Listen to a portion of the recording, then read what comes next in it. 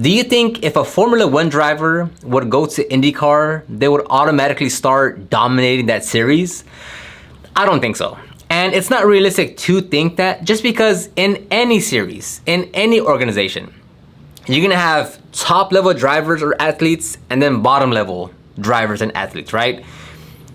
In F1, of course, you're gonna have very, very, very talented drivers. But would you say if Logan Sargent would go to IndyCar, he would just automatically, because he was in F1, would start dominating the series? No, of course not.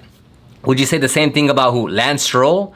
About Esteban Ocon, right? Like, there's gonna be varying levels, right? Even if you are in the most elite set of drivers in the pinnacle of motorsports, that doesn't mean you're still the best, right? So you can't have the notion of like, well, if a driver's in F1, they'll dominate any other series because they're in the pinnacle of motorsports. That's simply not the case.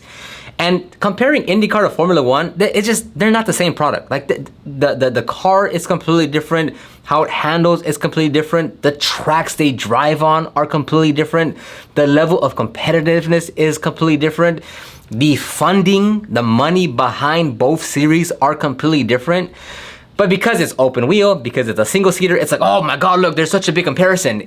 I don't compare those two. I don't try to say, oh, IndyCar is so much better, because they're two different things.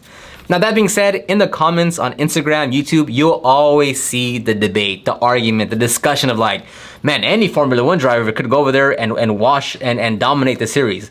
IndyCar is a washout series of Formula One and F2 drivers.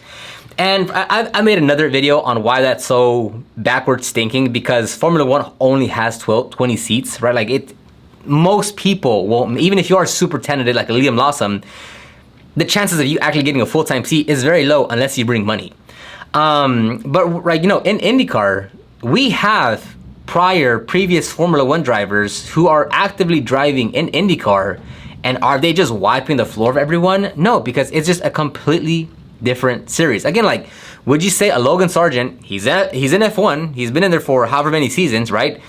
Just because he's in F1, he just wipes the floor now of IndyCar? No, that's not how it works.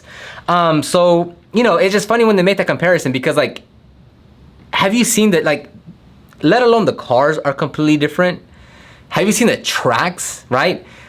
F1, right, if you're going by the FIA standards, they drive on what is called grade 1 tracks, right? So the pavement is all nice and smooth. Whether it's a dedicated road course or a streets track, it's all nicely paved, right? Look at Miami GP, look at Las Vegas Grand Prix.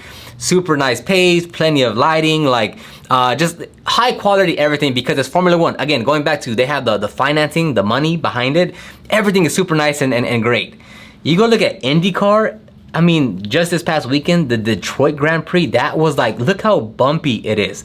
Look at St. Petersburg, look at Long Beach, look at Nashville when they went the last 2 years. It is so bumpy that it's not uncomfortable. It can't be comfortable for the drivers. Now, does that mean like, oh, like that's like, no, I'd prefer to see them on like not so bumpy roads, but that in itself is a big difference. Also, IndyCar goes to ovals, F1, no one does that. But anyways, we have drivers who are in currently IndyCar that have F1 experience, and they're not dominating the series, right? So the biggest one that everyone's gonna know is Romain Grosjean. Now, I'll go through it, like on his debut season in IndyCar, right? He has over 10 years of experience in F1, right? So if we look at his first, I'm gonna just call out some random races from his 2021 debut season in IndyCar. His first race in Alabama, he started 7th, finished 10th. Next race, 8th, started 18th, finished 13th. His next race, started 1st, finished 2nd. Next race, started 3rd, finished 23rd. Next race, started 5th, finished 24th. Next race, started 7th, finished 5th. Next race, started 18th, finished 7th. Next race, started 6th, finished 16th. Next race, started 18th, finished 2nd. Next race, 15th, then 14th. Next race, started 21, finished 22. Next race, started 13, finished 3. So is he there just hitting, qualifying on top 3 and finishing podium every single race? No. Again, and this is not me saying, oh, he's not. I'm just saying, based on what a lot of people say on the interwebs about, oh, any Formula One driver could just dominate IndyCar. The first opening season with Romain Grosjean having 10 years of experience in F1 did not dominate at all. Now, I'm not saying he's not good. I'm not saying he's not deserving. I'm just saying it's just not a default. Oh, any Formula One driver would automatically win in IndyCar, because it's simply not how it goes. If you look at his next season, right? Some of his best ones were he started 5th, finished 5th at St. Petersburg. He started 6th, finished 2nd at Long Beach. He started 8th, finished 7th at Alabama. Started 2nd at Nashville and finished 16th. So he had, I mean, as of recently that he went to Junko's Holliger Racing, you know, hasn't been doing that well. So he has some success, but it's not just this default like, oh, if you're a Formula One driver, you just automatically start winning. Not how it works. Kevin Magnussen had one race in IndyCar. He has some history. I think his dad raced in IndyCar, or like him and his dad used to go to IndyCar races. He said it was like his dream to race in IndyCar. He did one race. He's fine with that. So Kevin Magnussen, and granted, he had very minimal prep time. He didn't have that much sim time, so I'm not saying like he was well prepped and all that, but again, going back to like like any Formula One driver could just wipe the floor of IndyCar drivers. At Road America, which is probably one of the best tracks in America, right? Romain Grosjean calls it the spa of America. He started 21st and finished 24th. Again, that's just one race. He didn't have that much prep time. You know, I'm not saying, I'm just saying like, you can't just have one F1 driver pull up and be like, oh, I'm just gonna win now. Next we have is Alexander Rossi. He had 5 races in Formula One. Again, not the longest career, right? But he was in F1. He did, for all intents and purposes, have the pedigree to get into F1. And if we look at his debut season in IndyCar, right? Again, I'm gonna just name off a few. St. Petersburg started 18th, finished 12th. Long Beach started 16th, finished 20th. Alabama started 20th, finished 15th. What's another one? Watkins Glen, he started 15th, finished 8th. And you'll have many of these examples, right? You have Pietro Fittipaldi. I always say his last name wrong. He's not doing too, and he's an F1 reserve driver for Haas. You have Pato O'Ward. He's an F1 reserve driver for McLaren. He's doing pretty well. Like, he's a solid driver. He will at some point win the Indy 500. He'll at some point be a champion. But is this dude just wiping the floor? No, because it's fundamentally different in terms of being an F1 driver and being an IndyCar driver, right?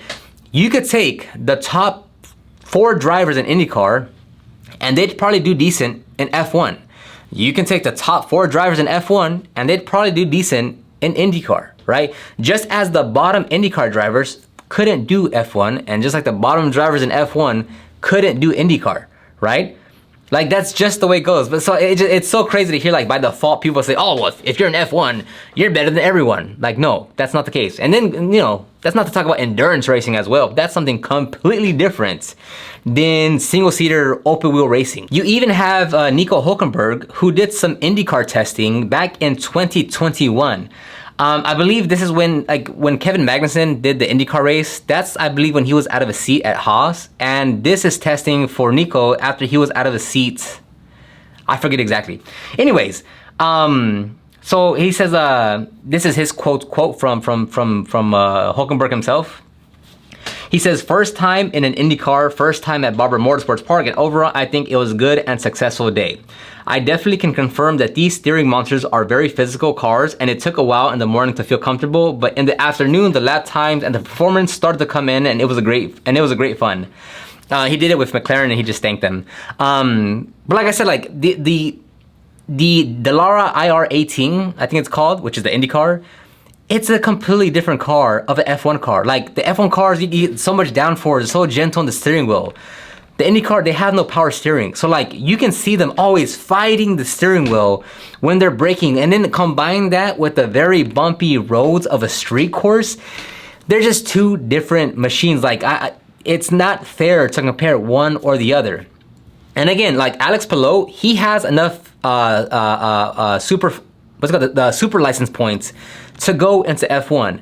Colton Herta, who drives for Andretti right now, he was supposed to sign with AlphaTauri, right?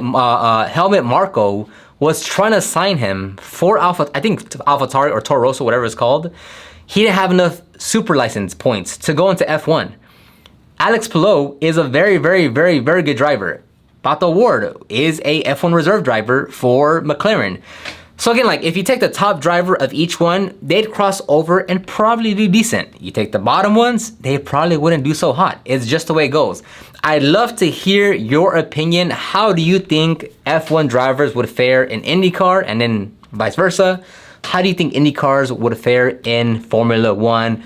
Leave your comments down below.